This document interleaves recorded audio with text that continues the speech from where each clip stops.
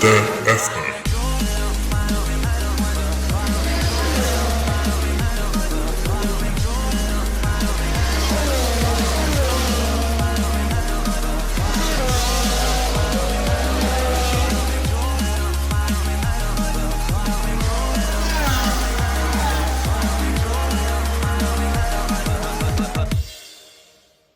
Bonjour tout le monde et bienvenue à la balado-diffusion du Bulletin F1. Mon nom est Abdoussal et voici l'épisode numéro 53. Cet épisode, oh mon Dieu, va être totalement chargé de sujets parce qu'on revient sur ce Grand Prix d'Italie mémorable mettant en vedette Pierre Gasly, Carlos Sainz, Lance Stroll, un drapeau rouge, Lewis Hamilton, Antonio Giovinazzi, ainsi que Renault, ou devrais-je dire Alpine, dès 2021. Alors, mesdames et messieurs, démarrez vos moteurs, c'est un départ.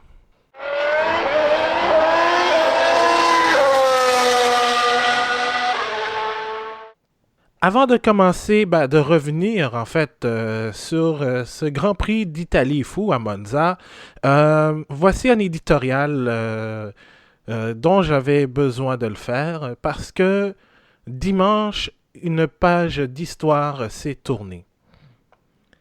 739 Grands Prix, 114 victoires, dont la dernière remonte à 2012 grâce à Lord Pastor Maldonado, 128 pole positions grâce à une pole surprise de Felipe Massa en Autriche 2014 et 16 championnats du monde des pilotes et des constructeurs dont le dernier remonte à 1997.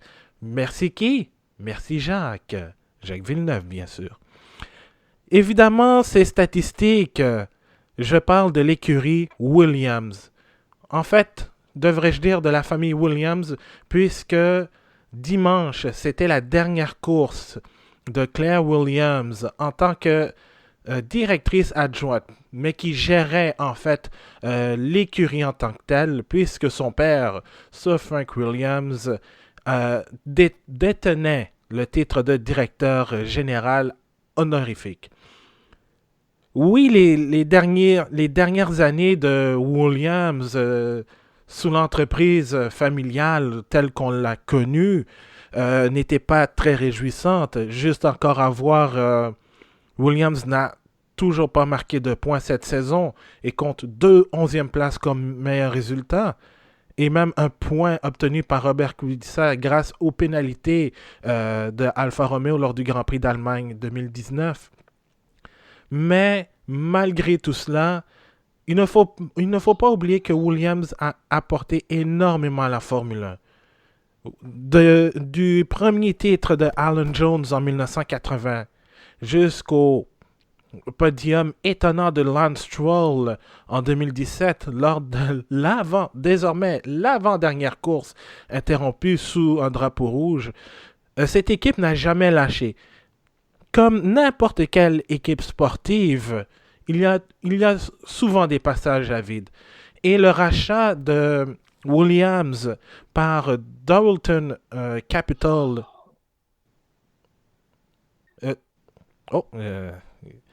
Bon, il y a eu un petit problème technique. Le rachat de Williams par Dorilton Capital il y a quelques semaines a fait en sorte qu'il y aura des changements. Oui, c'était une journée triste qu'on a vu Claire Williams verser des larmes. C'est la deuxième fois que je l'ai fait parce qu'il y a dans le documentaire sur Netflix, non pas Drive to Survive, mais le documentaire Williams, on la voit pleurer, je ne dirais pas quelle scène. Claire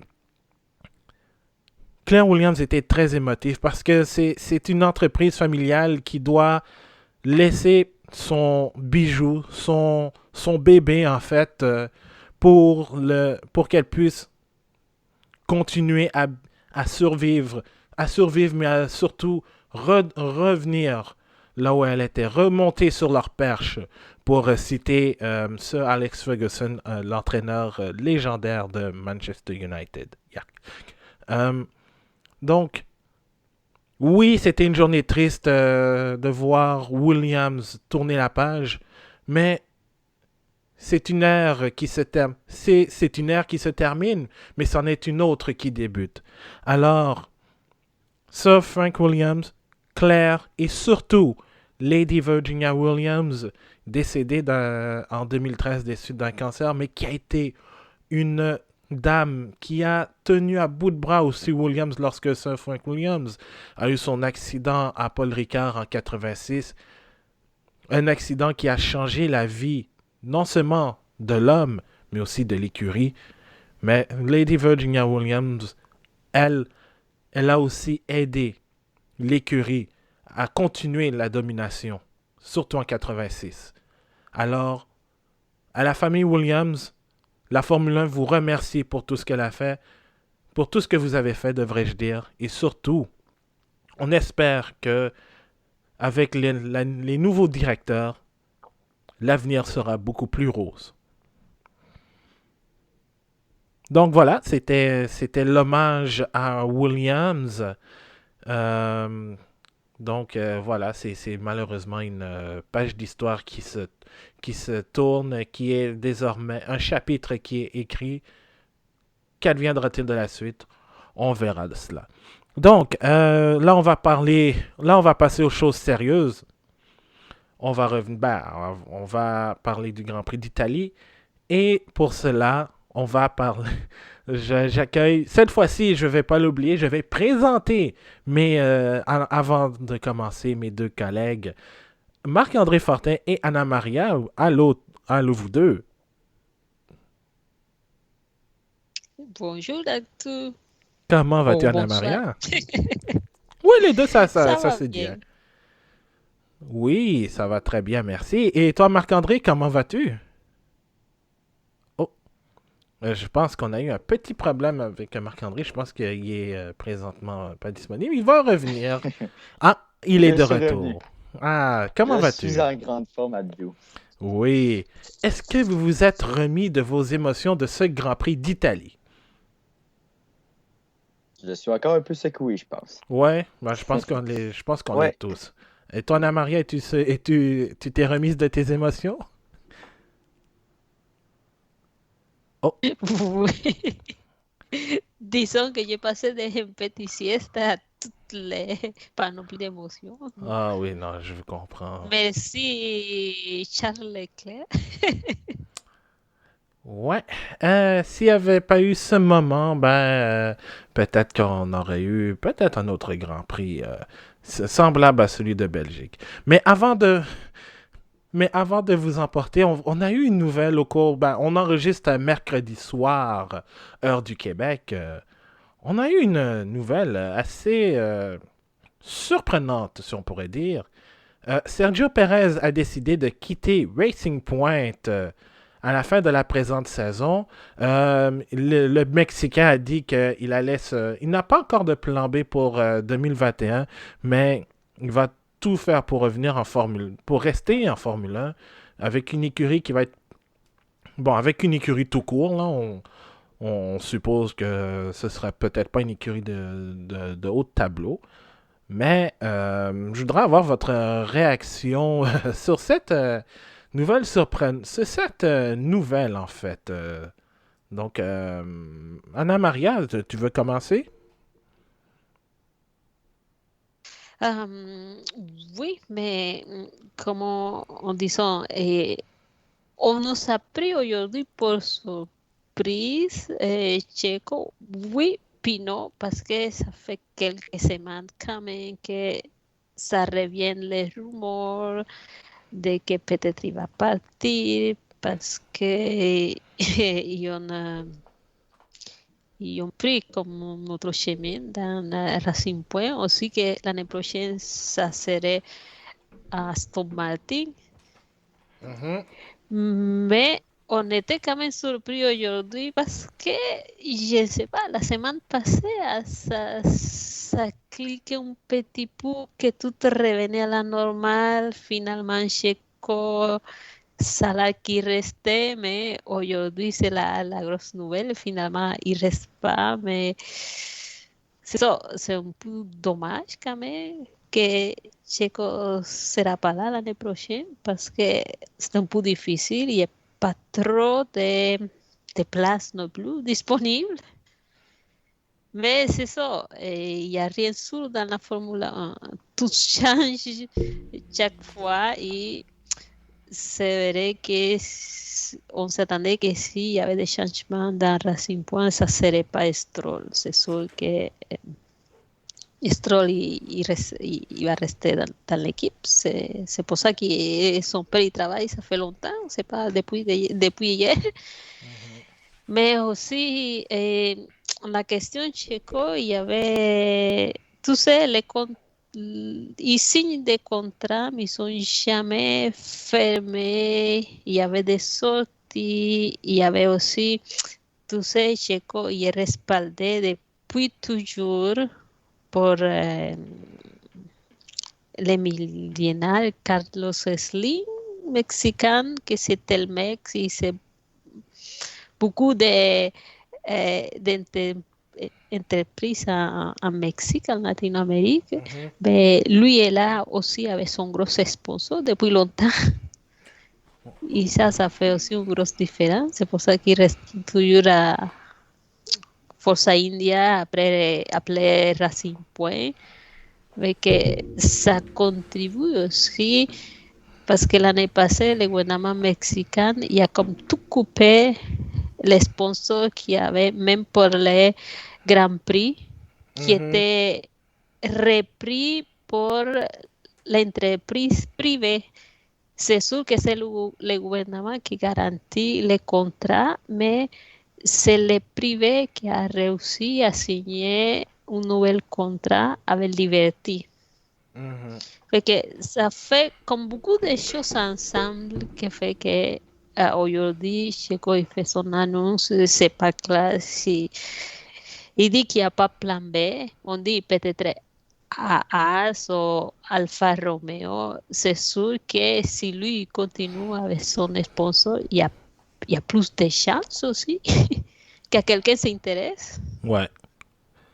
C'est, tu sais, c'est la Formule 1, c'est toujours comme ça. O tu es champion et tu te fais contrater, o tu amènes quelque chose. Ouais. Il y a des équipes qui survivent. Regarde, tu parlais de William qui à peine a réussi à survivre, mais c'est ça. On va voir qu'est-ce qu'il y a demain. Sûrement, il va y avoir d'autres nouvelles. Oui.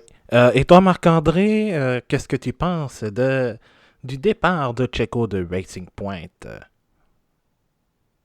Comme Anna-Maria l'a dit, c'est surprenant, mais en même temps, il y a un côté de nous qui se dit que c'est ce qui devait arriver en raison des nombreuses rumeurs que justement Sébastien Vettel arriverait peut-être chez Racing Point l'an prochain, Aston Martin au moment de la signature possible. Mais tout ça pour dire que ce que ça nous dit, c'est que les contrats en Formule 1 ne sont pas garantis. On le répète à chaque fois, mais c'est la réalité que les pilotes doivent avoir avec des contrats qui, oui, sont signés, mais peuvent être déchirés à tout moment. Et c'est ce que Sergio Perez connaît en ce moment. Mais en même temps, je pense que c'est peut-être une décision personnelle de voir. Ouais, exactement. Donc, c'est probablement une décision personnelle. Racing Alors, Point, exact. C'est pointé pour dire que ah non, Perez va rester l'an prochain. Il essaie toujours présager qu'il négociait un peu avec Vettel, même si on ne savait pas si c'était le cas.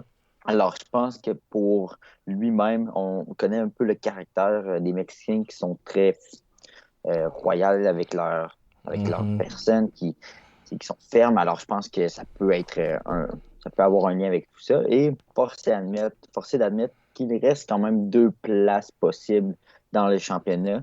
Ça fait longtemps qu'on en parle, mais chez Haas, rien ne fonctionne avec les 2 pilotes actuels. Et ça serait peut-être le moment d'accueillir un nouveau pilote, de faire un petit vent de changement dans cette écurie pour amener un gars d'expérience qui a encore beaucoup de bonnes choses à donner et de faire un petit peu un ménage de printemps dans cette écurie qui ne va nulle part. Ouais, exactement. Alors, qu'adviendra-t-il de Checo en 2021? C'est à suivre, mais encore, et là, maintenant, la question se pose, qui le remplacera chez Racing Point? Ou Aston Martin? Est-ce que c'est un Allemand ou ce sera une autre nationalité aussi? C'est à suivre. Donc, voilà, on voulait O sea, revenir. será hoy on parle de ça, o sea, será un alemán ou un alemán. Oui, exactement. Oui, c'est ça. Ouais. Marc-André a bien compris. Ouais, je Mais tu sais, pense que ce sera soit un Sébastien ou un Nico. et le Nico a peut-être perdu sa chance avec le fait que Sergio Perez devienne disponible. Peut-être que ça devient plus intéressant pour une écurie d'aller chercher Sergio Perez au lieu de Nico. Donc, c'est Ouais. ça qui est le fun avec le mercato de la Formule 1. C'est imprévisible, tout peut arriver. Et je pense que ça peut nous donner d'excellents résultats à suivre encore avec 2 places potentielles disponibles. Ouais.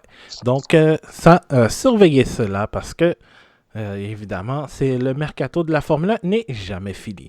Bon, êtes-vous prêts? Là, on parle vraiment. Ça nous a pris 16 minutes pour parler du Grand Prix pour commencer à parler du Grand Prix d'Italie, là. Merci beaucoup, Sergio. On y est. Merci beaucoup, Sergio. On te remercie vraiment. Wow. Bon, OK. Grand Prix d'Italie. Oh mon Dieu, quel Grand Prix ce fut. Si vous avez manqué cette course, allez regarder tout de suite les faits saillants. Arrêtez le podcast, allez regarder les faits saillants, puis revenez nous écouter. Parce que je vais vous donner le classement qui est totalement inhabituel. Victoire de Pierre Gasly sur la Alpha Tauri, devant Carlos Sainz sur la McLaren et Lance Stroll sur la Racing Point. Oui, c'est le podium du Grand Prix du Grand Prix d'Italie 2020. Quatrième place. Es-tu sûr que c'est pas la liste d'abandon? Non, ou bien même F1 2020 après quelques saisons dans le mode carrière.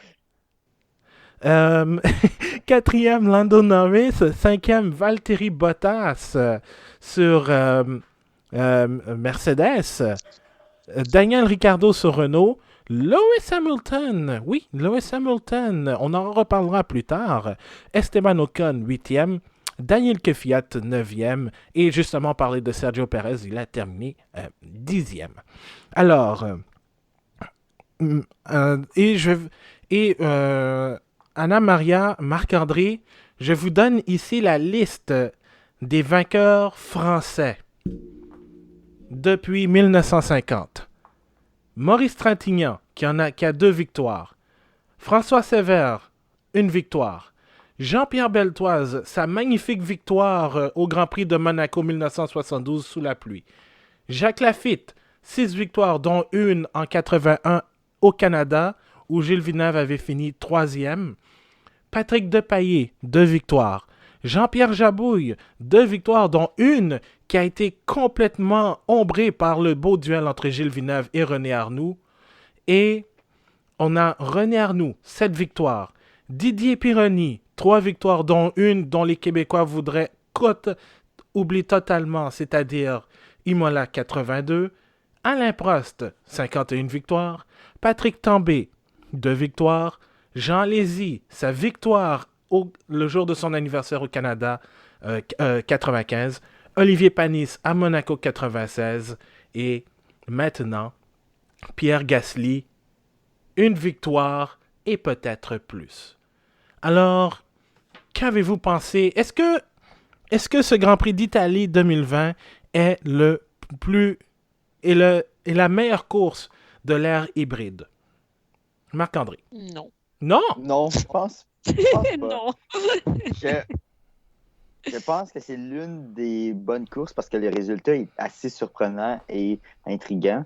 Mais si je reviens tout simplement à l'année dernière, par exemple, dans un Grand Prix d'Allemagne sous la pluie, où les résultats ont été autant surprenants, mais il y a eu de l'action, alors que cette année, je dirais que l'action a été créée par un incident malheureux, qui est l'accident de Charles Leclerc, qui a causé malheureusement un drapeau rouge dû au fait qu'on a dû reconstruire le muret de sécurité. Et je pense que c'est certain que c'est épatant de revoir un deuxième départ arrêté, mais ce n'est pas ce qu'on souhaite réellement. Mais non, je pense que ça a été une excellente course. Ça nous a tenus sur notre siège, au bout de notre siège, c'est sûr, vers la fin. On n'a pas été aussi éclatant que le commentateur français Ah, vers la fin. ah, On Julien était Febvreau. aussi excités de lui parce que on voulait que Pierre Gasly gagne après toute l'histoire qu'il y a derrière lui, avec la rétrogradation de chez Red Bull, l'irrespect aussi un peu de Christian Horner et les dirigeants de Red Bull à son égard. Il revient en force et il la mérite, cette victoire. Oui, il y a eu les incidents. Oui, il y a eu tout ce qu'on peut connaître avec la pénalité d'Hamilton. On va y revenir plus tard. Ouais. Mais tout ça fait en sorte qu'il a remporté une première victoire en 24 ans pour le fameux pays de France. Alors, je pense que c'est l'une des bonnes courses, mais je ne peux pas la mettre en première position, selon moi. Donc, toi, tu dis que Allemagne 2019, c'est la meilleure course, selon toi, de l'ère hybride. Donc, depuis 2014. Je pense que oui, ouais. OK, mais Selon ce que je me souviens. c'est ça. Non, je suis d'accord. Allemagne, c'était une maudite belle course. Anna Maria, toi, est-ce que toi, tu disais non hein, pour l'Italie comme sa meilleure course? La meilleure course de l'ère hybride? Non, non, pas du tout, pas du tout. Mais c'est sûr que, comme tu te dis, Marc-André, c'était, ça a commencé et moi, je pensais que ça va être la même chose que c'était comme plate, tout le monde se suivait, il n'y avait pas de dépassement, tout était comme tranquille. Et s'il n'y a pas eu l'incident de Leclerc, je pense que ça aurait été une course plate. Pas d'émotion, pas beaucoup d'émotion, même si c'est le temple de la vélocité, on savait que les autos n'étaient pas si rapides, il y avait de la difficulté à se tenir en piste si ensayait d'aller trop vite. Mais non, mais c'est sûr qu'il était amusant, on s'est régalé à la fin. Comme disait Marc-André aussi, quand tu me dis une bonne course, l'année passée, Allemagne, c'est une de ces bonnes courses que se passe. Je dirais pas la meilleure non plus, mais ça qui me vient à l'esprit tout de suite, c'est celui-là. Parce que quand même, c'est depuis 5-6 ans qui a commencé l'ère hybride, mais c'est l'année passée qu'il y avait plus de compétition parce que Ferrari aussi, il faisait de la pole, il se battait à l'avance, même si les moteurs étaient un peu truqués à la fin, mais c'était un peu plus difficile pour Hamilton aussi. Je pense que l'année passée, il a profité beaucoup parce qu'il y avait de la compétition. Il n'était pas toujours tout seul. Aussi, l'année passée, Monza, il était mieux aussi. Il y avait Leclerc, il y avait la Ferrari qui avait la pole, et Hamilton qui n'a pas réussi à sortir à l'avant, qui se battait pour la tête de la course. Mais cette année, c'est juste ou quelque chose qui a tout chamboulé. Ouais. Parce que, oui, parce que si il n'y a pas le drapeau rouge de Charles Leclerc, peut-être on n'a pas eu besoin de la pénalité à Hamilton. Et je dirais même l'abandon de Kevin Magnussen. Et c'est sûr, et c'est beaucoup de choses qui ont changé, et en plus, c'est la première fois que je me rappelle depuis longtemps qu'on fait le départ arrêté depuis un drapeau rouge. Ben, en fait, c'est ça, c'est la première fois parce que c'était une nouvelle règle. Parce que après. Oui, Oui, c'est ça, c'est une nouvelle règle parce que en fait, je pense que ça a été instauré il y a 2 ou 3 ans en fait. Euh, 2017, je pense. ouais, exact. Oui, 2018, je pourrais. 2018? Ok, 2018, 2018. parce que là, il faut se rappeler, avant Italie, la dernière course arrêtée sous drapeau rouge, c'était Azerbaïdjan, puis il n'y avait pas eu le départ arrêté. Ok. Donc non. ça doit être 2018. Donc, maintenant, toute course après drapeau rouge doit être. Il y a un départ arrêté. Puis, c'est quelque chose de rare, un drapeau rouge. Et on a eu cela. Donc, ça, ajouté à ça qu'on a annoncé la pénalité à Lewis Hamilton et à Antonio Giovinazzi, avec le fait que Lance Stroll, on va revenir sur Stroll, entre autres. Euh, euh, le fait que Lance Stroll, bon, soit deuxième et qu'il ne se soit pas arrêté, donc il avait un arrêt au prix gratuit et tout, là. Donc, ça a mélangé, ça a brouillé les cartes. Donc, je comprends. Donc, c'est comme une course en deux parties, en fait. Sinon, Uh-huh. moi je vous dirais, bon, ça rentre facilement dans le top 5 des plus belles courses Ouais. que j'ai vues, personnellement. Mais moi, s'il y a un Grand Prix que j'ai adoré, le meilleur Grand Prix, peut-être que personne, ça va être matière à débat, c'est Chine 2016. Grand Prix de Chine 2016, qui est facilement reconnaissable parce que c'était la naissance de Daniel Torpedo Kvyat. Mais, C'est torpedo. mais à part le Torpedo, c'est une course où il y avait Daniel Ricciardo euh, qui avait qui avait volé pas volé, qui avait pris la tête de la course dès le départ contre Nico Rosberg, avant, je pense, dans le tour suivant de subir une crevaison. Il y a Lewis Hamilton qui a eu des problèmes, un de ses nombreux problèmes avec son moteur qui a été impliqué dans un accrochage avec la Sauber de Felipe Nasser. Il y a eu ensuite la voiture de sécurité qui est intervenue pour qu'on puisse ramasser les débris. Ensuite, tout le monde s'est arrêté. Donc, ce qui a provoqué, en fait, un classement complètement mélangé où tu avais anciennement l'écurie Maneux qui était je me souviens, Pascal Verlaine était quatrième. Donc, t'avais tout le monde qui devait se battre. Ça a été une course complètement remplie d'action, tour après tour après tour. Donc, moi, c'est pour ça que j'ai adoré ce Grand Prix, parce que tu avais de l'action au départ et même à la fin. Même si Nico Rosberg a malgré tout dominé ce Grand Prix, mais tu avais de l'action de la deuxième jusqu'à la dernière, et en plus personne n'avait abandonné. Donc, c'est pour ça que je mets Chine 2016 comme étant moi ma course préférée de l'ère hybride, même si je me souviens à la fin de l'année dernière, je l'avais placé 14e dans le classement des courses décennies, parce que je suis allé avec celles qui étaient les plus évidentes, avec Canada 2014. T'avais quelques courses de 2014 aussi qui étaient qui sont devenues des classiques. Canada, Bahreïn, Hongrie. Ces trois-là, ce sont des classiques. États-Unis 2018, pour moi, c'est un classique parce que c'était une belle bataille, et avec la victoire de Raikkonen aussi, qui était assez remarquable. Donc, en gros, oui, Italie 2020, c'était une belle course, mais il y a eu mieux. C'est sûr, parce que Ouais.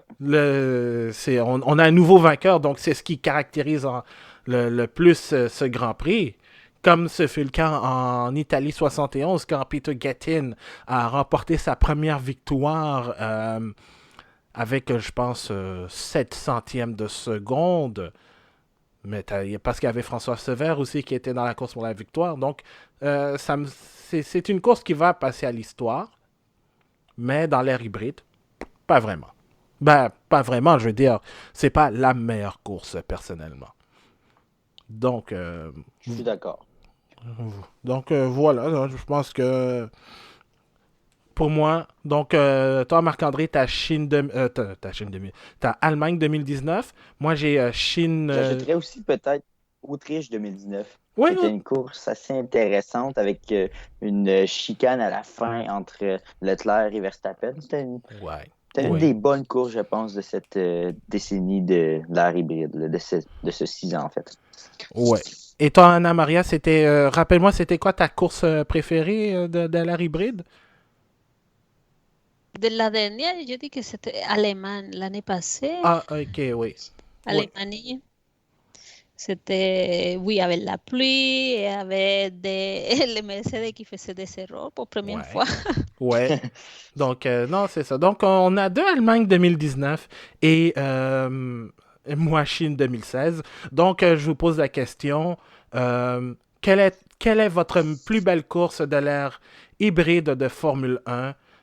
Donc, laissez-le moi savoir sur Facebook, sur Twitter ou sur Instagram aussi. Alors, c'est ça. Donc, il va y avoir probablement les mêmes réponses ou bien celles différentes. On va parler de Pierre Gasly, notre vainqueur. Oui, il a remporté le Grand Prix, mais un tour de plus, puis je pense on aurait parlé de Carlos Sainz comme vainqueur. Mais il faut quand même expliquer que Gasly a eu tout de même une course tranquille avant l'intervention de la voiture de sécurité. Et il faut préciser aussi, préciser, mais féliciter aussi la stratégiste de Alpha Tauri qui a décidé de faire entrer Gasly avant la fermeture de la ligne des puits et l'abandon de Kevin Magnussen aussi. Donc, parce que, évidemment, et en plus, durant le drapeau rouge, il a changé ses pneus. Il est passé des pneus durs aux médiums pour se donner une chance. Alors, qu'avez-vous pensé de la course du 109e vainqueur différent en Formule 1, Anna Maria? Je dirais que je suis content pour Gasly. C'est là que lui, dans sa Toro Rosso ou Alpha Tauri, c'est là que lui est bien. Je te disais dans le dernier podcast, je ne peux pas dire que ça décollait et que ça va tenir pendant toute la session, mais quand sa tête est là, quand lui il est pompé, ça marche. Je ne sais pas c'est quoi ce qu'il a, mais lui, quand il se met dans la tête, ça va aller bien, ça marche. Et regarde, on peut avoir des résultats comme ça, que lui a même gagné le Grand Prix tant que les deux Red Bull n'étaient même pas là dans la course. Ouais, c'est vrai. Et, C'est vrai. Tu as bel et bien raison. Les Red Bull n'étaient jamais dans le coup. Puis Alpha Tauri a été vraiment l'écurie qui a été pas mal dominante dans la guerre des Red Bull. Oh, est-ce que vous m'entendez bien? Oh, Oui, je pense qu'on a perdu Anna Maria, en fait. Maria. Bon. Donc, temporairement. Donc, Marc-André, toi, qu'as-tu pensé, en attendant qu'elle revienne, qu'as-tu pensé de la course du Français? Excellente course. Comme j'ai mentionné, je pense que oui, il a profité d'un peu, comme tout le monde, les circonstances de la course, mais ça reste que sa tête y était. À la fin de la course, c'était pas facile, là. Il fallait éviter les erreurs, il fallait éviter la pression de Carlos Sainz, qui est un pilote qui est beaucoup plus expérimenté que Pierre Gasly dans ce type d'occasion. Et j'ai noté aussi une frustration au niveau de Norris après la course qui mettait en question la règle de pouvoir changer les pneus au cours du drapeau rouge. Pour lui, c'est une règle qui ne devrait pas y être. Je suis un peu d'accord avec lui à ce niveau-là. On pourrait peut-être en discuter d'autres fois dans ce podcast ou dans un autre, mais le point n'est pas là. Mais je pense que Pierre Gasly a tout fait pour réussir à gagner ce Grand Prix-là et pour devenir une fierté française on a vu beaucoup de commentaires dans les derniers jours, pardon, en lien avec cette victoire-là. Et ça veut en dire beaucoup sur qui est Pierre Gasly en réalité. Quand il se trouve confortable dans une voiture, il est là à 100%. Et on a vu des commentaires de Pierre Gasly aussi après, je pense que c'est Sky Sports qui a récupéré ses commentaires, mais il se dit prêt maintenant à entrer chez Red Bull. Alors, la porte est ouverte du côté de Pierre Gasly. Maintenant, est-ce que ça va devenir réalité? Je ne pense pas. Mais du moins, peut-être qu'il prend confiance et qu'il pourrait un jour revenir dans la grande écurie autrichienne. Ouais, ça va être à voir, mais moi je pense évidemment, moi je suis très content de voir Gasly gagner cette course, mais j'étais même surpris parce que il a tenu le coup, parce que Carlos Sainz était clairement plus rapide que la AlphaTauri, ça c'était clair, on l'a vu, mais aussi cet esprit où il a essayé de briser l'aspiration. On l'a vu sur les longues lignes droites. En fin de course, ouais. En fin de course, exactement. Ça, c'est quand même c'était assez intelligent de sa part parce que il sait que Sainz était plus rapide, que ses pneus étaient pas mal fini en quelque sorte aussi. Alors, ce qu'il devait faire, c'était juste gérer sa course et ne pas s'inquiéter de Carlos Sainz. Donc, je suis vraiment content pour lui. Puis, on l'a dit dans le dernier podcast, moi, je pense que Gasly devient de plus en plus constant. La victoire, c'est sûr que personne ne s'y attendait, mais ça prouve aussi que le Français est capable de... c'est un Pierre Gasly 2.0 qu'on voit cette saison. Alors, pour moi, le fait qu'il soit capable, qu'il ait été capable de résister à toute la pression, parce que c'était la première fois qu'il menait une course, mais ça veut en dire beaucoup. Ça veut en dire beaucoup.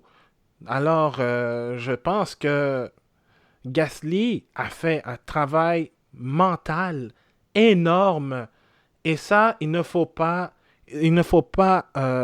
l'oublier non plus parce que parce que c'est tellement facile quand tu mènes, tu ne sais pas comment t'y prendre. C'est tellement... C'est parce que c'est énorme, c'est une pression énorme que tu as. Tu dois te dire, est-ce que je fais les trucs correctement? Est-ce que je fais bien les virages? Ouais, tu as raison. C'est ça, donc... Mais aussi a dit qu'il venait de faire une bonne performance en Spa, parce qu'il était déjà, il y avait la tête, il n'y avait pas de pause, il est juste passé d'un Grand Prix à un autre Grand Prix. C'est vrai que il a bien géré ça. Mais aussi, c'est vrai que Monza, c'était un circuit, c'était difficile à dépasser. Même Hamilton, il a pris le temps, c'était long. Il y a d'autres pilotes comme Bottas qui jamais réussi à avancer. Et on sait que la Mercedes, ça marche, il est bon. Mais que lui, il avait la tête, lui, il avait juste à tenir les coups en avant, même si l'autre il était rapide, pour lui, c'était juste pas de faire des erreurs, rien, et ça a tenu. Maintenant, il faut qu'il soit constant. C'est ça. C'est une question. Il faut l'envoyer à Red Bull parce que c'est une autre histoire. Et lui est confortable en AlphaTauri.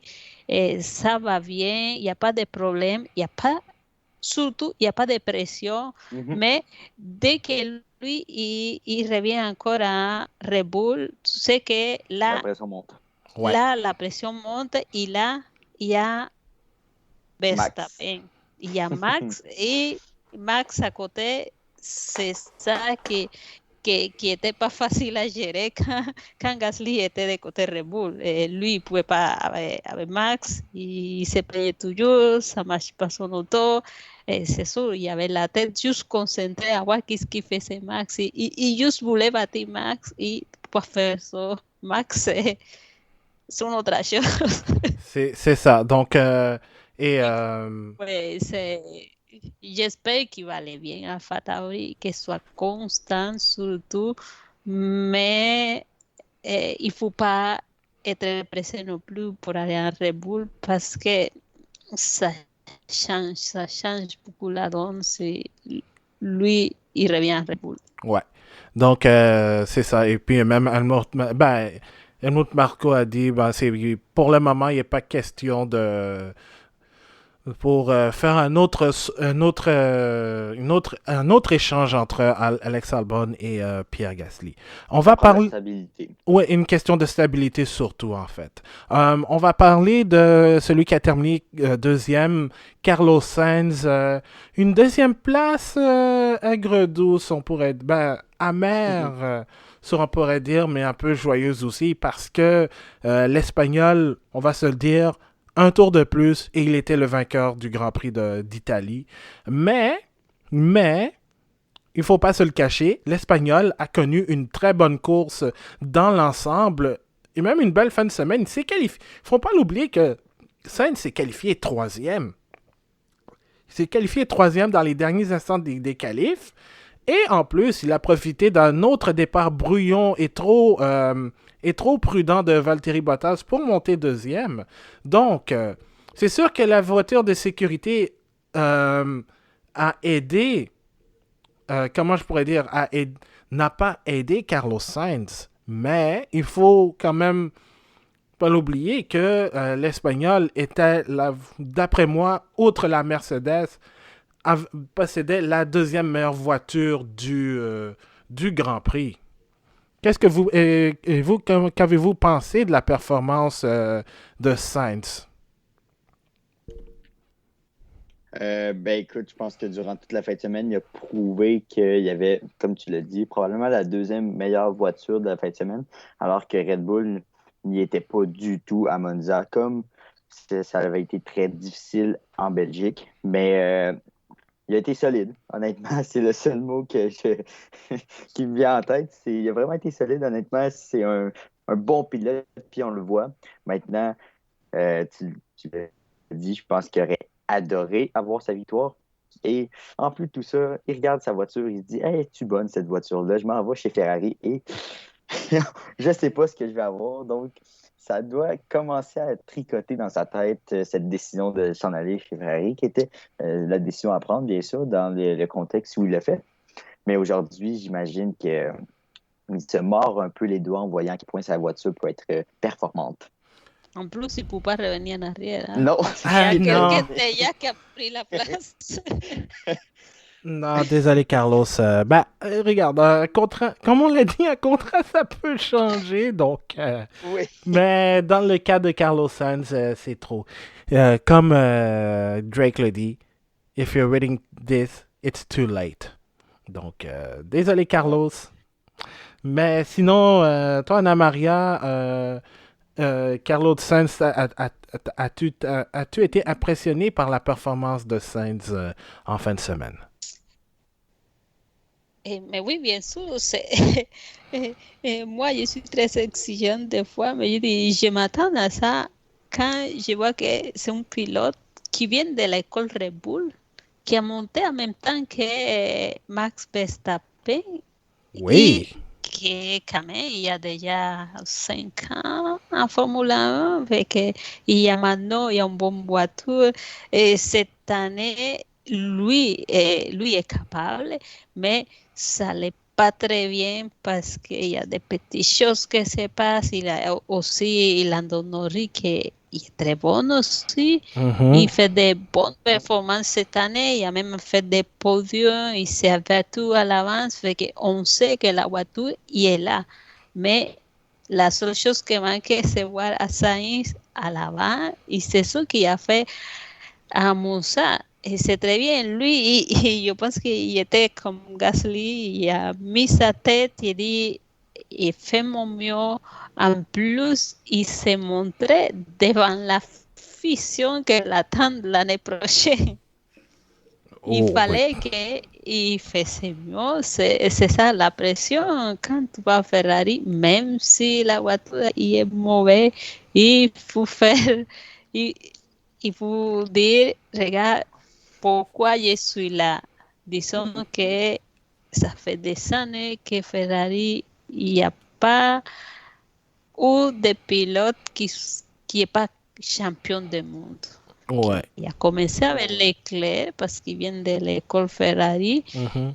et, et, et on était surpris parce qu'ils ont pris a Carlos Sainz qui vient de l'école Red Bull et qui n'est pas champion du monde parce qu'avant il y avait toujours un champion depuis longtemps à Ferrari. L'année prochaine, il n'y a pas de champion parce que cette année, ils font dur. Ouais. Heureusement, on ne Que parle pas de Leclerc Ferrari. oui, heureusement, Leclerc a profité bien les premières courses. Ouais, au moins. Donc, moi, je Oui, pense parce que... que sinon, mais Carlos Sainz il était bon. Je pense qu'il était un peu désolé parce qu'il disait, mais il a sauté en troisième place. Oui, le monde, des fois, les pilotes, ils se plaignent, non, mais il n'est pas chanceux parce que le drapeau rouge, mais oui, c'est la course. On s'attend, on ne sait pas toujours qu'est-ce qui va se passer. L'idéal, c'est une bonne course, pas de problème, et que ton stratégie marche à la perfection. Mais Mhm. c'est pas comme ça. Les accidents ne sont pas planifiés, les drapeaux rouges ne plus. euh, les réglementations pour le drapeau rouge y étaient là depuis longtemps. C'est ça. Ah ben, C'est pas nouveau, c'est pas nouveau. Le nouveau, c'est de pas arrêter. Mais changer des choses pendant l'arrêt de drapeau rouge, oui, ça a été là depuis longtemps. Et tu sais, s'il n'y aurait pas eu le départ arrêté, ça aurait été pire. Parce oui. que Stroll, il n'y avait pas besoin de faire un départ arrêté, pas besoin de faire des erreurs, juste suivre les statistiques et après continuer sa course, que c'est pas la même chose que faire un départ arrêté en milieu de la course. Et ça fait longtemps, et dans la Formule 1, ça ne savait pas, j'ai pas vu, il n'y a pas eu de départ arrêté, ça fait longtemps, au moins. Mais c'est ça. Mais lui, il a fait un bon coup. Il s'est battu, mais c'est ça. Gasly, il a tenu le coup. Oui, exactement. Et justement, c'est drôle que tu me parles de Stroll parce que tu sais, en ce moment-là, au moment où on enregistre, il y a l'Impact de Montréal et le Toronto FC qui jouent. Donc ça, c'est le foot, ou le soccer de la Major League Soccer. C'est 1-1 en ce moment, la 86e minute de jeu. Et vous savez quoi? Ben, ils ont... Comme il n'y a pas de chanteur ou chanteuse, devrais-je dire, pour chanter l'hymne national, ils ont joué l'hymne canadien classique. Puis, vous savez quoi? Euh, moi, je, moi, je pense que c'est ce même hymne qu'on aurait dû entendre ce dimanche à Monza. Vous ne trouvez pas? En gros, Ah, on disait que pendant le drapeau rouge, on avait comme la course, mais c'est ça. C'est un départ arrêté. C'est pas Stroll le seul qui a fait des erreurs et c'est pas la même chose. Et le pilote, il n'y a pas eu le temps de réchauffer les pneus. ouais. Aussi la pression. eh, disons que c'est pas pareil. En plus, il ne veut pas se faire toucher por quelqu'un et tu te rappelles, Stroll, il est resté comme trois autos ensemble presque. Ouais, parce que je pense qu'il était derrière Il était Giovinazzi. proche, oui, il était coincé derrière Giovinazzi, c'est ça aussi, parce que lui, il largué, mais il était comme coincé derrière Giovinazzi, il a perdu Sainz d'un côté, Gasly de l'autre côté, et c'est là que tout était fini. Et après, avec la pression, je pense qu'il a fait un, il était passé, il a coupé la chicane. Ouais, la deuxième. C'est ça, la Et, deuxième chicane. oui, Oui, a opération une chicane et après ça, c'est juste qu'il a dû remonter les Alfa Romeo. Et c'est ça. Mais c'est ça, il y a eu la chance, mais on ne peut pas le blâmer non plus. Il y a eu la chance, mais lui, il a largué depuis la 8e place ou 9e place. C'était pas mal non plus faire un podium. Non, c'est ça, parce que Lance Stroll, pour vous mettre en contexte, donc quand j'ai dit l'hymne national canadien, ben parce que Lance Stroll aurait pu gagner ce Grand Prix honnêtement. Parce que non, je suis désolé, je suis un peu déconcentré parce que on parle de Canada, ben Toronto vient de marquer malheureusement, donc c'est 2-1 en fin de match. Donc non, c'est ça, je pense que Lance Stroll effectivement aurait pu gagner ce Grand Prix. Ben, il a profité de la règle justement des changements de pneus et des réparations des dommages sous drapeau rouge pour justement chausser Mais, des pneus. Puis je trouve aussi mais que... je le dirais, Oui, vas-y. désolé, mais je le dirais pas comme ça qu'il a profité de la règle. Pourquoi? Parce que c'est son stratégie qui ça arrive que lui, il s'est rendu jusqu'à là. C'est pas le drapeau rouge, parce qu'en fait, le drapeau rouge, c'est la même chose pour tout le monde. C'est pas justement Stroll qui pouvait changer les pneus. C'est sûr, il y a un arrêt gratuit, mais ça fait partie de son C'est stratégie. vrai. Et c'est la même stratégie qu'avait Leclerc si lui, il n'y avait pas endommagé, il n'y avait pas son tout Son perdu le accident. contrôle. Ouais. Il fait son accident, c'est ça que il y avait la stratégie à Leclerc aussi de faire un seul arrêt. Et c'est là que Stroll a gagné dans la stratégie. C'est l'équipe, c'était bien joué, mais il y a eu la chance qu'il y a un drapeau rouge et c'est ça. Ouais, parce qu'il faut pas oublier pas aussi. juste lui, mais Bottas aussi il a profité. Bottas il changeait de morceau d'auto aussi. Puis il y a Pierre Gasly aussi, hein. Mais oui, Bottas, il y avait des discussions entre les commissaires et la FIA, il y avait des morceaux d'auto parce que Bottas, pendant comment ça se dit, avant les tours de formation, il a fait como, il a monté sur les vibrateurs, sur les deux bananes. Il a un peu dommagé son auto et après, quand il y a eu le drapeau rouge, il essayait de changer les morceaux. Ouais. Sacré Valtteri. C'était pas sa course en tout cas. C'était clairement Non, pas sa ouais, course. effectivement. Ben, c'est ça, justement. Et pour continuer un peu ce que Anna Maria disait aussi, il faut pas oublier aussi que Pierre Gasly aussi a profité, comme je l'ai mentionné.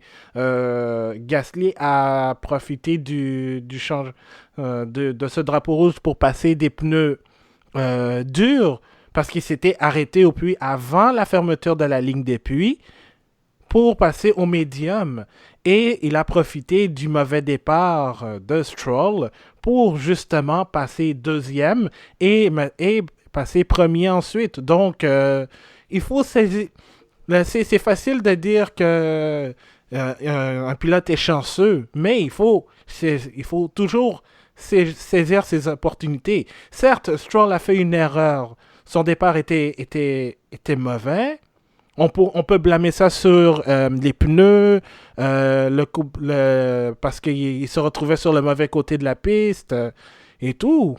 Mais le fait qu'il ait été trop pressé de dépasser Giovinazzi, sachant en plus qu'il avait une pénalité, ben pour moi pour moi je pense que c'est cette partie qui lui a fait perdre ce Grand Prix et même une deuxième place dans le pire des cas, dans le pire des cas même. Dans le meilleur des cas, je voulais dire. Mais Ouais. c'est quand même dommage pour lui parce que en fait, Stroll, c'est un pilote reconnu pour faire des bons départs, de pas rater les départs. Il a toujours gagné des places dans les départs, mais c'est ça. Il s'est retrouvé là, il n'y a pas. Disons que pour la chance, il ne savait pas trop, c'est pas non plus un circuit que lui ne connaît pas bien, parce que lui il connaît bien depuis la F3, Ouais. mais c'est la course. Regarde, Hamilton il a fait un gros erreur et ça l'a coûté beaucoup. C'est ça. Puis, et pour terminer sur Stroll aussi, ben, il a été quand même capable de rester à une bonne distance des deux premiers aussi. Donc, et de s'éloigner de Lando Norris aussi, parce que la McLaren était plus rapide que la Racing Point. Donc, en gros, moi, je suis quand même assez content de la performance de Stroll, même si il y a un côté de moi qui aurait voulu le voir monter sur le podium. Puis, et juste adressé aussi, Lando Norris était pas très content parce que il trouve vous en avez parlé de la règle du drapeau rouge, mais c'est la même pour tout le monde. C'est sûr que Norris s'est retrouvé dans une position défavorable. C'est normal, mais il faut pas oublier que un drapeau rouge, c'est quelque chose de très rare dans une course. Je dis pas dans une... Très inhabituel. C'est très inhabituel. Et en plus, c'est pour une question de sécurité. Parce que les barrières ont été détruites par l'accident de Charles Leclerc. Et en plus de cela, tu veux pas revenir en piste avec des morceaux, avec des pneus où les morceaux sont... où tu as des morceaux des débris et tout, là, ça peut arriver. Mais évidemment, les écuries vont prendre l'opportunité pour tout réparer. Comme ça, au moins, tu es sûr de revenir. Ouais. Donc, c'est ça, je trouve Oui, que... mais aussi, Abdul, on comprend que la règle, c'est sûr que si c'est pas toi qui profites, tu n'es pas content. C'est comme ça, toujours les pilotes. Si sont pas eux qui profitent, ils ne sont pas contents. Quand ils sont eux qui profitent, ils disent rien. Mais c'est sûr que si après l'arrêt, tu vas faire un départ à retrait, mais il faut laisser, oui, il faut laisser les autos faire des changements parce que comme tu dis, si peut-être il y a un aileron qui est un peu cassé ou n'importe quoi, mais c'est mieux le changer. En plus, si tu fais un départ arrêté, c'est plus dangereux et rentrer avec une auto endommagée parce que tu ne peux pas toucher.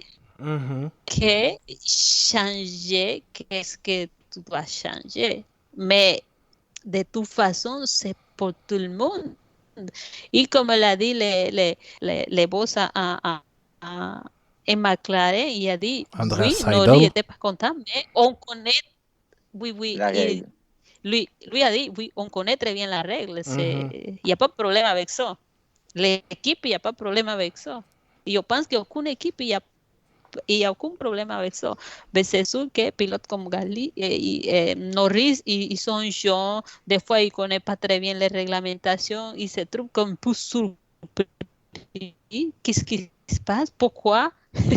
Comme beaucoup de monde, parce que beaucoup de monde en Twitter, ils disent, oh non, mais là, ils vont donner la chance, ils vont faire un arrêt gratuit. Oui, mais c'est pour tout le monde, n'oublie pas la réglementation et de autant là-dedans. Et si je peux me permettre aussi, c'est pas la première fois que ça arrive, hein? Souvenez-vous de Romain Grosjean en 2016 avec Haas, hein? C'est grâce à ce drapeau rouge qu'il a pu terminer sixième, parce que c'est ça, comme je disais, il a eu le tout sur un plateau d'argent, puis il en a profité pour inscrire les premiers points. Puis il a défendu très bien contre Nico Hülkenberg, si je me souviens bien. Donc, et même Sébastien Vettel en 2011, alors que ses pneus étaient capotes à Monaco, un drapeau rouge lui a permis de repartir au loin. Donc, c'est des trucs qui arrivent, mais c'est très, très rare. Donc, on va rester dans le sujet des pénalités, mais on va parler de celle qui a changé le cours du Grand Prix, la ligne des puits fermée. Très rapidement, en fait, c'est que Lewis Hamilton et Antonio Giovinazzi se sont arrêtés lorsque la ligne des puits était fermée parce que les commissaires de piste devaient pousser la Haas immobilisée de Kevin Magnussen. Et en gros, les écuries ne pouvaient pas ne pouvaient pas, ben, les pilotes ne pouvaient pas rentrer Ouais. jusqu'à ce qu'ils reçoivent le go autant de la FIA. D'accord. Et malheureusement, ce n'est pas ce qui s'est passé. Le pire dans tout ça, c'est que autant Hamilton n'a pas vu, autant Hamilton que Giovinazzi n'ont pas vu, en fait, les panneaux de signalisation qui disent que... Les écuries ont laissé ça. ouais, et pire que ça, et même Mercedes a admis leur tort, ça, c'est ce qui est encore pire. C'est qu'on ne lui a pas dit que la ligne des puits était fermée. Et ça, c'est un gros manque de communication. Je veux dire, Énorme. normalement, Oui. parce, parce que ça a été un ingénieur qui était à Brackley, l'usine de Mercedes, qui a dit que la ligne des puits était fermée. Et normalement, Ça, c'est grave. ça c'est grave, ça. Ça, C'est rare de voir ça de la part de Mercedes aussi, une Oui. écurie qui habituellement est très flexible et réagit rapidement sur n'importe quelle conséquence ou circonstance de la course, je devrais se dire. Donc, c'est surprenant de voir ça. Maintenant, je ne sais pas si pour vous, je vais vous poser une question. Est-ce que c'était la bonne chose à faire de pousser la voiture alors qu'il aurait pu la reculer? J'ai l'impression moi, que oui, de ce vas-y. côté-là aussi, ça a peut-être surpris les écuries, non? Moi, je te dirais que c'était la bonne chose parce que je pense que les commissaires, la zone, je sais pas si elle était assez Non, c'est ça. spacieuse pour faire entrer une voiture. Surtout que normalement, dans la situation, la voiture est encore chaude. Là, on parle pas Ouais. de 450, on parle de probablement une voiture à presque plus de 1000 degrés. Donc, les commissaires ne sont pas entièrement équipés pour pousser une voiture encore chaude comme celle-là. That's what he said. Abdou! Ok, bref. Vous avez rien entendu. Euh, donc, non, c'est ça. Donc, ça aurait été, et en plus, je pense, ça aurait été aussi bien de pousser la voiture dans un endroit plus sécuritaire aussi. Donc, les commissaires de piste ne sont pas stupides. Et en plus, Non, exact. il y a une réduction de personnel aussi à cause des mesures prises à cause de la COVID-19. Donc, même les commissaires de piste travaillent à personnel réduit. Donc, c'était la bonne décision. Tu peux pas, au nom de la sécurité, omettre de faire des trucs. Si les commissaires Non, jugent exactement, que je suis complètement d'accord. si les commissaires jugent que c'est plus sécuritaire de pousser la voiture dans un espace où les écuries vont pouvoir le prendre à la fin de la course, les ingénieurs, c'est ce qu'il faut faire. Donc, moi, je vois plus ça comme quelque chose de plus simple, plus sécuritaire à faire. Oui, et je pense aussi que peut-être Manouche y a pensé que la voiture pouvait rentrer là, mais le trou il était pas si large pour reculer, juste reculer la voiture derrière la barrière. Mais si on prit la décision de la pousser jusqu'à le Il y box, avait des raisons. c'était la meilleure chose à faire. Et ce qui me surprend, c'est que d'habitude, quand il y a des choses comme ça, mais il y a toujours l'avis dès que le puits est fermé. Il y a toujours, c'est pas une surprise, ça se passe tout le temps. Il n'est pas encore fermé, on voit l'avis, on dit le puits est déjà ouvert. C'est là que tout le monde peut rentrer. Parce que je pense que Mercedes, ils sont trop vite dans la red, mais on pensait qu'ils profitaient trop vite et même pas remarqué. Parce que l'autre chose que j'ai trouvé un peu pas correct de côté Hamilton. Oui, il a le droit de demander des explications, mais il a démonté de la voiture, il est allé jusqu'à le bureau de commissaire pour demander des explications.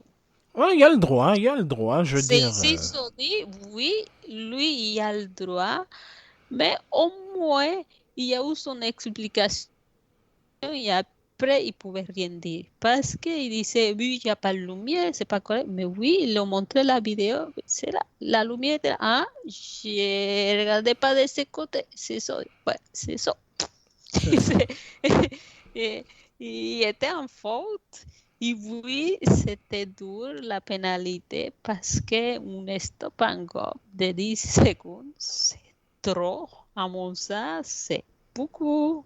Il était rétrogradé à la dernière place. Et après, même si a una Mercedes c'est difficile à remonter, oui. Mais quand même, il y a eu des décisions dans des courses de pilotes qui se font bannir avec un drapeau noir pour des choses plus petites que ça. C'est ça. Moins dangereuses que ça. J'ai vu déjà, même ici au Canada, une fois Montoya il s'est fait coller un drapeau noir pour petites choses dans l'arrêt ou quelque chose comme ça, à Indianapolis aussi. Ouais. Mais c'est ça. Donc, dans la circonstance, il n'était pas si pénalisé. Je pense qu'il savait sortir quand même et il a eu ses points. Il n'a pas été hors des top 10. Et la prochaine fois, il va bien s'assurer. Et Mercedes aussi. Parce que c'est Oui, vraiment bien eux. sûr. Bien sûr, c'est un gros erreur parce que quand quelqu'un me dit, ah, ils ont fait une erreur avec l'arrêt de Pérez, c'est pas cool. Pourquoi Mon Dieu, il oui. s'est a rétrogradé, il a perdu du place juste parce qu'il y avait quelque chose qui ne marchait pas sur un pneu. Mais c'est pas non plus la faute. Des fois, ça se passe. Ouais. Il dit, mais la gaffe de Mercedes il était plus gros, hein, ça coûtait beaucoup. Ouais, exactement. Et on va compléter en fait avec une écurie dont on avait encensé la semaine dernière, mais qui va se retrouver où on va pas mal les critiquer en fait.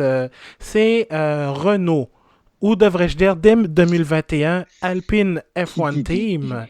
Parce que oui, effectivement, Renault va laisser sa place à sa marque de voiture sport Alpine, qui d'ailleurs a déjà tenté de faire son entrée en Formule 1 avant Renault.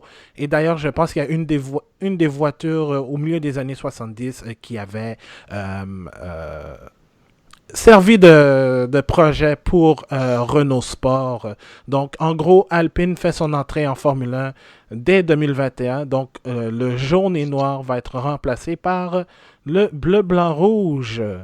Alors, ça va être cela, mais sinon, en fin de semaine, sixième et huitième respectivement pour Daniel Ricciardo et Esteban Ocon. Rapidement, est-ce que vous pensez que Renault a manqué une belle occasion de monter sur le podium? Complètement. Complètement. Écoute, je pense qu'ils le savent. Autant les pilotes que l'équipe en général de Renault savent qu'ils ont manqué une belle occasion de faire des points importants puisqu'ils se considèrent, bon, selon eux, comme la troisième meilleure écurie après Mercedes et Red Bull. Et lorsque ces deux écuries-là ne sont plus dans le portrait, tu dois profiter de cette occasion pour marquer des points importants, une victoire ou un podium.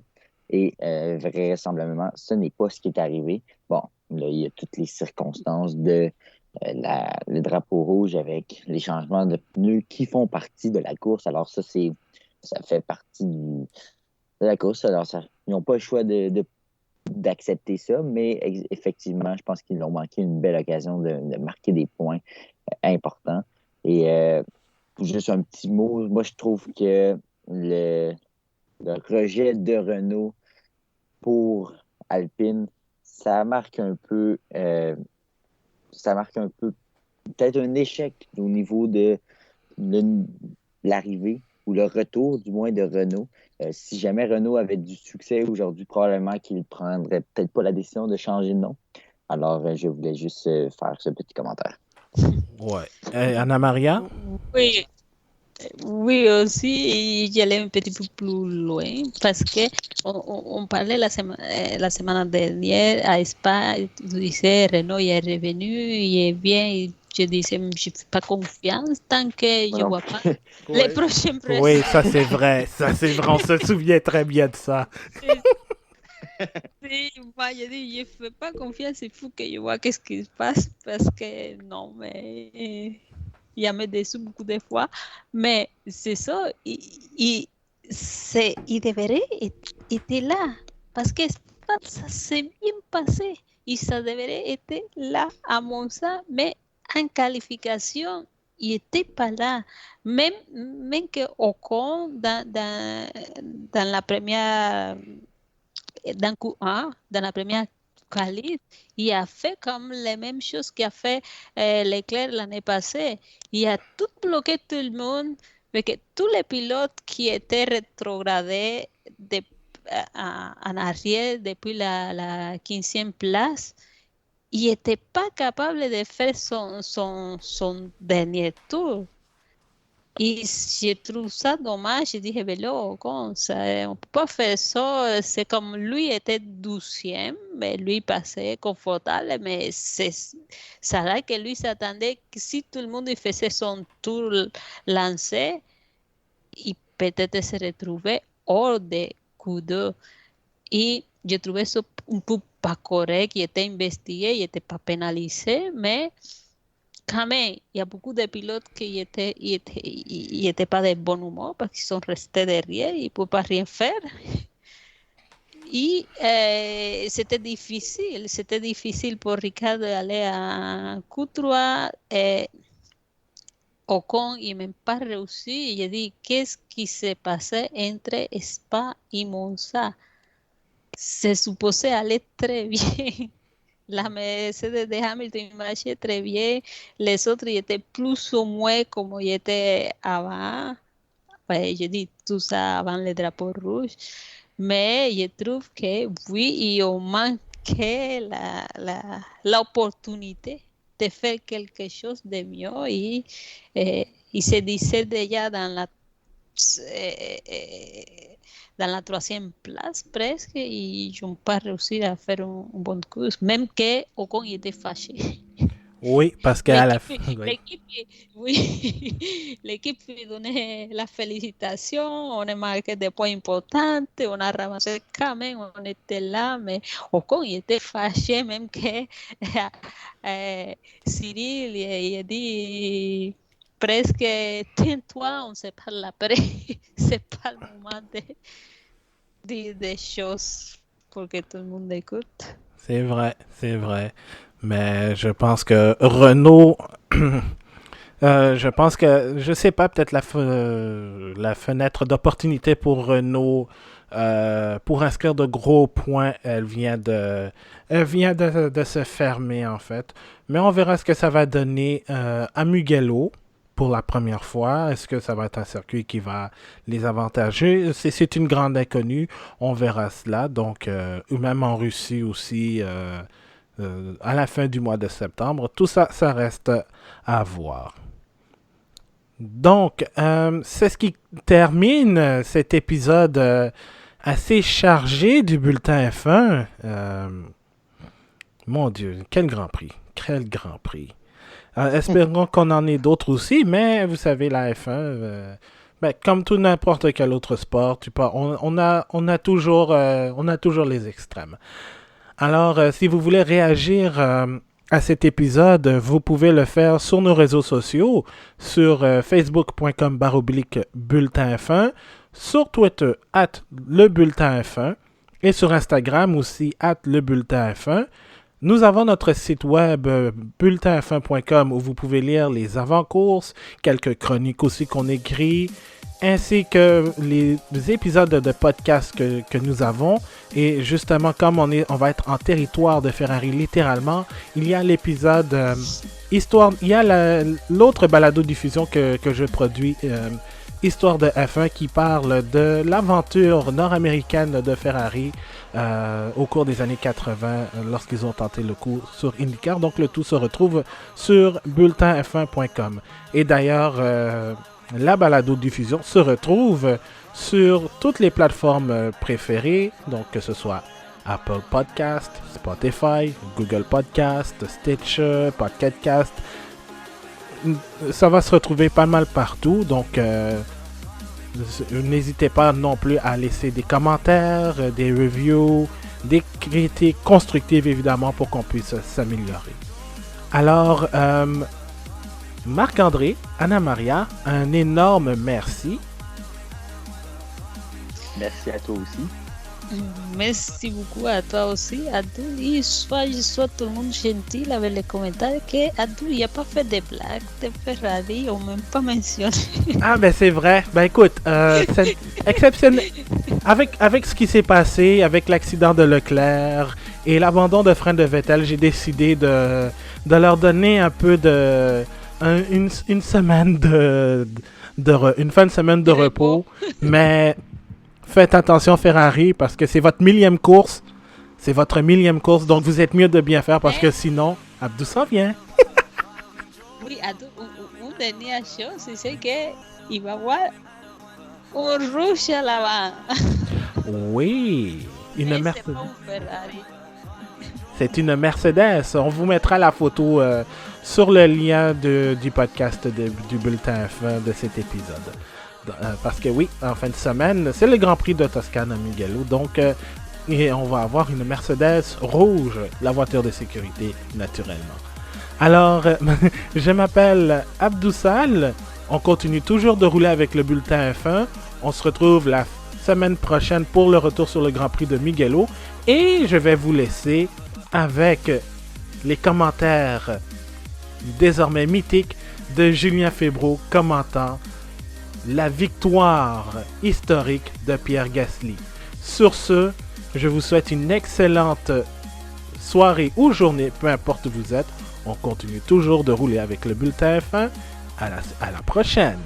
Là, elle est presque là, cette victoire. Accélère, accélère. Oui, il va aller la chercher. Ne lâche pas. La victoire de Pierre Gasly. Il l'a fait. Victoire de Pierre Gasly. Victoire d'AlphaTauri. La victoire française. 24 ans, 3 mois et 18 jours après Olivier Panis.